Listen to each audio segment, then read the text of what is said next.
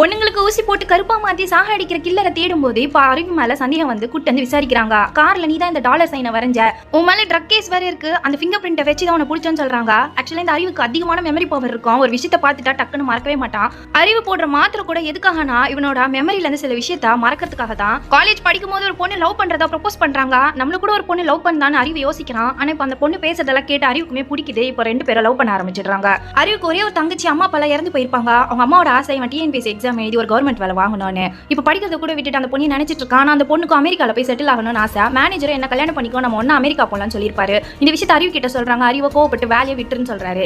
நீயும் என் கூட அமெரிக்காக்கு வந்து நம்ம அங்க போய் செட்டில் ஆயிடலாம், தங்கச்சி ஹாஸ்டல்ல சேர்த்தலாம்னு சொல்றாங்க. ஆனா இதை கேட்டு அறிவுக்கு கோவம் வந்து அடிச்சிடறாரு. அந்த பொண்ணோட நம்பரை பிளாக்ல போட்டு 3 நாள் பேசாம தான் இருப்பாரு. அந்த பொண்ணு தேடி வரும்னு நினைப்பாரு. ஆனா Facebookல ஒரு நோட்டிபிகேஷன் வருது. அந்த கிளப்ல போய் பார்த்தா இந்த பொண்ணு கிட்ட அந்த மேனேஜர் ப்ரொபோஸ் பண்ணிட்டு இருக்காரு. அறிவோ அந்த பொண்ணு கிட்ட பேசலாம் ட்ரை பண்றாரு. அந்த பொண்ணு எனக்கு யாருன்னே தெரியாதுன்னு சொல்லிடுறாங்க. இதனால அவர் அங்க இருந்து அடிச்சு அனுப்பி விட்டுறாங்க. மயக்கத்துல இருக்கிற அவர் அங்க இருக்க ஸ்விமிங் பூல்ல விழுந்திருப்பாரு.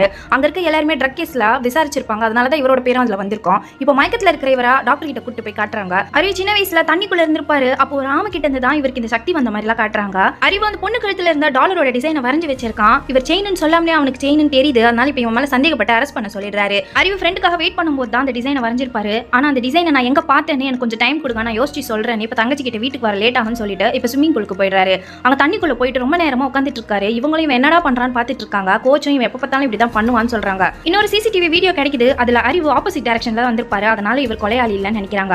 அறிவுக்கு ஒரு சூப்பர் பவர் இருக்கும். தண்ணிக்குள்ள போனதுக்கு அப்புறமா கொலை நடந்த இடத்துல இவரால போய் பார்க்க முடியுது. இப்ப செயினோ ஒரு செடியில தான் இருந்ததா சொல்றாரு. அந்த வீடியோலயுமே செயினா ஒரு கொலகாரன் எடுத்துட்டு போயிருப்பான். இப்ப அறிவு சொல்றதெல்லாம் நம்புற மாதிரியே இல்லையேன்னு ஹீரோ யோசிக்கிறாரு. அறிவோட அப்ப ஜோசி எல்லாம் சொல்லுவாரு. அறிவுக்கு இதுல ரொம்ப இன்ட்ரெஸ்ட் அதிகம். அதனால ஓலஜி எல்லாம் படிச்சிருப்பான். இப்ப அறிவு கிட்ட ஹெல்ப் கேட்டதுக்கு நீங்க மெடல் வாங்குறதுக்கு என்னால ஹெல்ப் பண்ண முடியாதுன்னு சொல்றான். இப்ப கோவப்படுற ஹீரோ ஒரு ஃபிளாஷ்பேக் சொல்றாரு.